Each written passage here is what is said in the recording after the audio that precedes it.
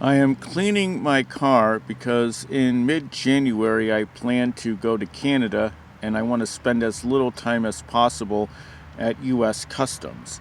So while cleaning out this pocket, I found all of these maps and car bills, which kind of makes sense.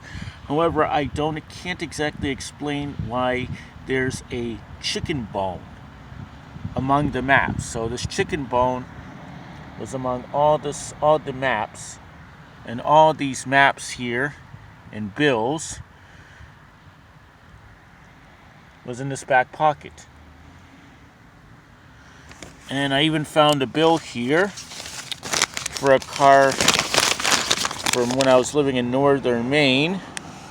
So I left northern Maine in 2012, and here's a car bill from VIP Parts and Tires when I lived at 85 Notre Dame Road, Grand Isle. Has my old phone number for northern Maine.